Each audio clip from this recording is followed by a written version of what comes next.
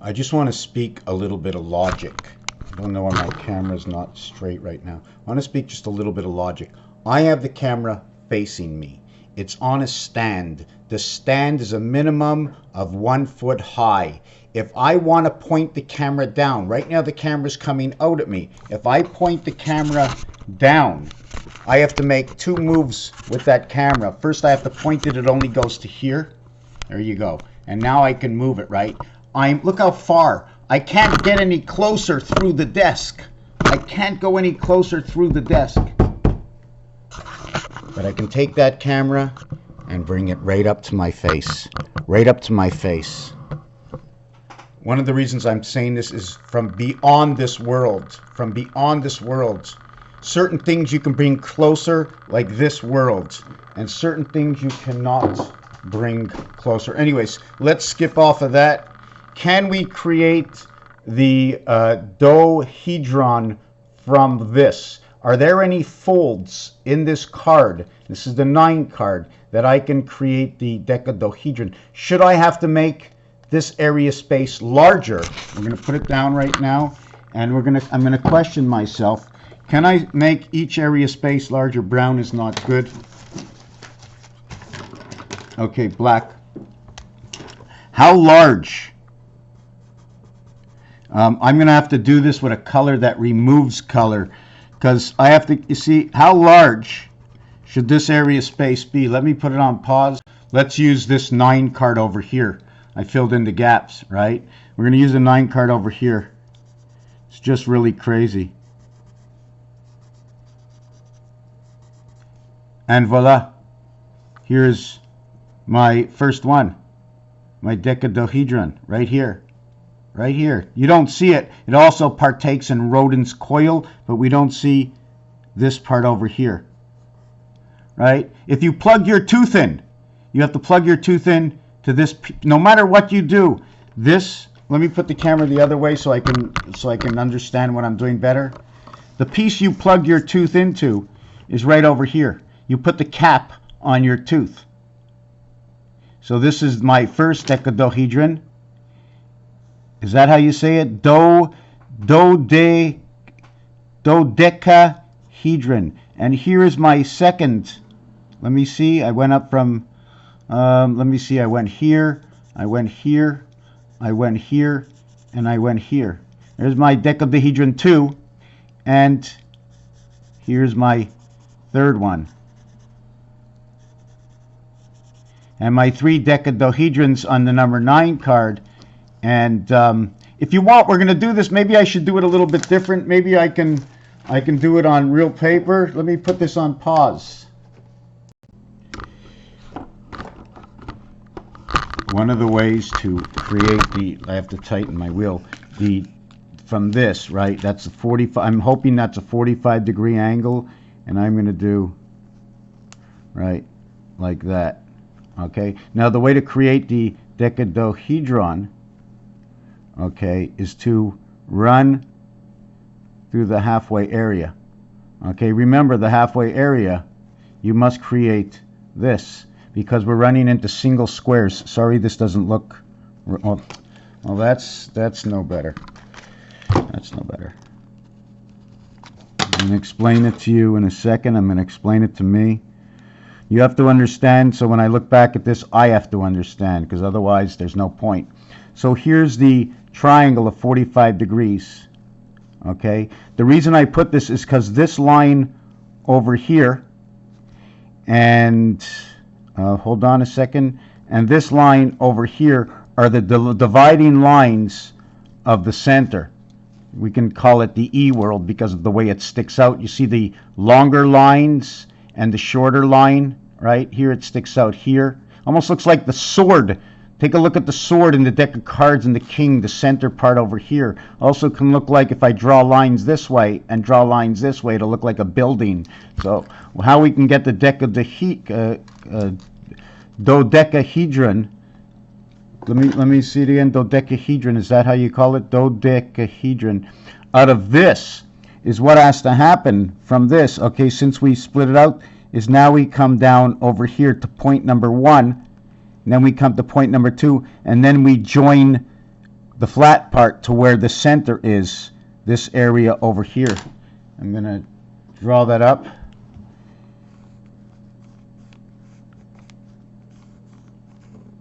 Right over here. And you see the sailboat shows the lower center. And these pieces will be found all over the place. In fact, this is your 10-cent coin representation where the sailboat is on the 10 cents. The above and below can also be a representation of the nickel, in where maybe I have two since it's a 5, right? Tetrahedron, the dodecahedron, since it's a 5, right? Because it comes from the pentagram. At the same time, if I take a look now, take a look. I'm only going to go from here. Do you see the pyramid? Do you see the pyramid? Did I ruin the pyramid? Oh my God, I ruined the pyramid. Wow, I don't know if you can see the pyramid in there. Let me get out my eraser. Here I go again. Lost in space. That's what I love about me. Lost in space. There's a house. The edges or the eaves of the house run over here.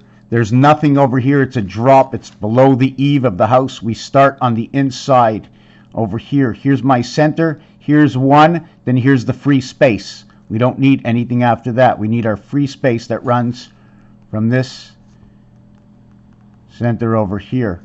The center over here of this.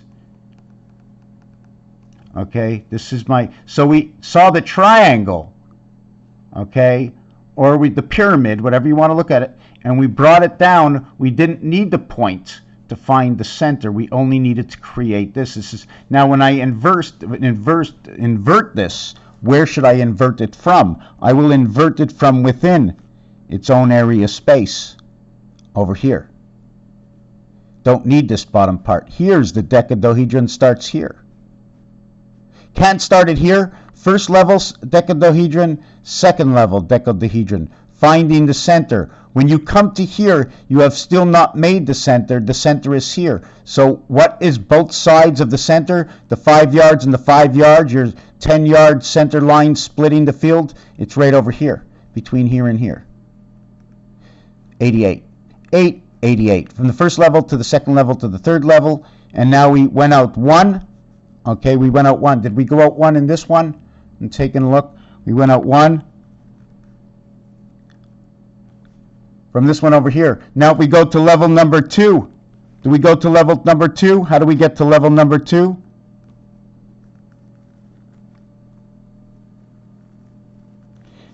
Is that level number 2? See, there's still, I don't know if we're getting the focus on this. It keeps moving back and forth and it's really annoying. I don't know why it's doing that. I turned the automatic focus off. Let me move this away. I don't want automatic. I don't want it to focus at all. Okay, when I want to see something. When I put my hand there, does it change the focus? Maybe it does. So we have created the decadahedron here. But now take a look what's happened. We have one house over here of 4 areas. I have one house over here of 4 areas. Now, do we want to work? Oh my God, this is so complicated. I'll show you over here. 1 square, 4 squares, and when it's running on an angle. Can we create the decadahedron from this? We sure can. Can we create it from this? We sure can.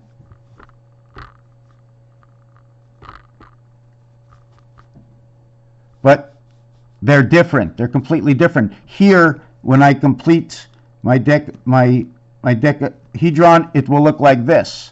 This one will look like that. They're a little bit different. If I put one over the other, is that possible? This area complete over that area. But if I make a decadahedron from this, whoop,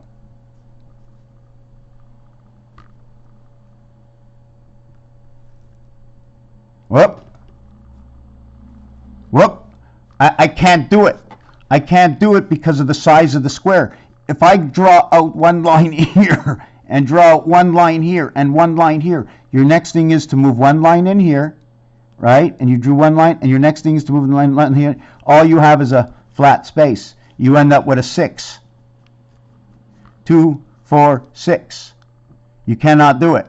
Single space cannot do it. It only can be done from this one or this one, the dodecahedron. And at the same time, if you take a look, you're going to end up creating your cube. And your cube is similar to what's over here in this area space. So this single flat area must turn the dodecahedron into a cube in order to create this. And then from this cube, we can now continue on down, or we can cross it here. There is no fine center to this area. There's no fine center. How can I describe it? Am I off in my description of what's going on right now? We're 10 minutes into this video. I know I should continue on to explain what happens here. Well, I can just draw this line here and draw this line here, and I got 4 decas all around the center core. And I have all my pentagrams, 5, 5, 5, and 5. And this tells me 4, 5, 4, 5, 4, 5, 4, 5. This is birth through the sun, is what this is telling me. 4 by 5 is 20, and 9 or minus 9 equals 29 equals 11. What does 11 mean? Well, 10 and 1. 10 and 1, no, it's 11. It's a whole 11. How do you get a whole 11? The reverse of this, of 11. How do you get 11? If I have to ask the dice cube, how do I get an 11? There's no 11, so I'll take 2 cubes. It'll be 5 and 6, 11. Reverse 1 and 2, but everything will be the center of it. It will be 3 and 5. Will always be the center. And the roulette game tells me all about 35 to 1. And this is a natural 8 to the heavens. All 5. 20. 80. 4 times 20. So that's telling me I need 4 times this division. And now I just want to jump off of something because of what the French say. And I've created the 9 card. Recreated. And in order to do this perfectly, I have to look at my 9 card. Here's my 9 card over here. Hold on a second. Here's my 9 card over here, and it shows me that it's living on the edge. So in the first one, I made a single space. Now in the single space, okay, where does this end up? The top, like, look at that, I created the letter I, right? The I and the H, how it's created. Let's not talk about that. What happened is, when I created this design, I actually put the same shape of the diamond. But because of the inequality of this area, I must put the point at the top or the point at the bottom. So what I did is I created that, and then I extended myself out 1, and I extended myself up 1, and I went and I encompassed my design, which gave me equality by encompassing, by going one stretched out, and up. What it shows you is this comes into, let me see if I get this right. See, the center is still offset, but the second center, which is here, which runs here, which runs down to here, which runs, let me see if I got this right.